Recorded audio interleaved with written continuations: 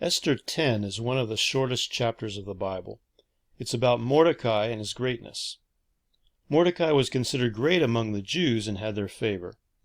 Mordecai is described as seeking the good of the Jewish people and spoke for the welfare of his nation.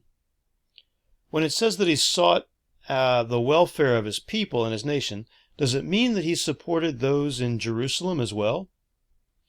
Remember that Mordecai and Esther had not returned to Jerusalem with the other Jews who returned home. They remained in Babylon and settled there, establishing themselves there in a very significant way, with Mordecai being second to the king, reminiscent of Joseph being second to Pharaoh. As a leader of Babylon and trusted by the king, it would seem that he would have had to seek the welfare of Babylon as well.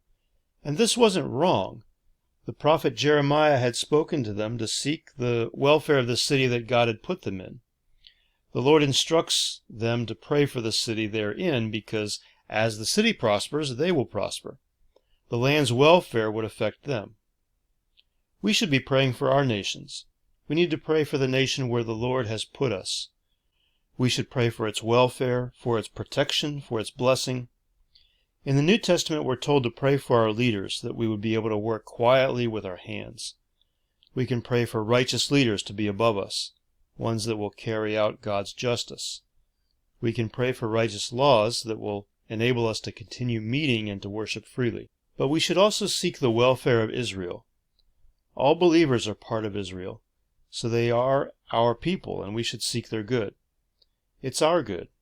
We should seek the welfare of the land of Israel. It's our homeland as the chosen people of Israel. Jesus will be coming back to Jerusalem to rule. The land will belong to his people as promised. His promise can't fail. We aren't against Palestinians or Iranians or other nation enemies of Israel, since they are children created in the image of God and God desires their salvation.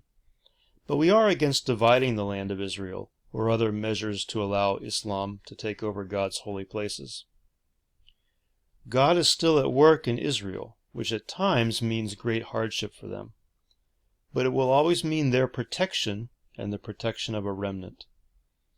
As we see in Esther, even when they aren't really living according to God's laws and are mixed in with a pagan people, God is still at work defending and preserving his people.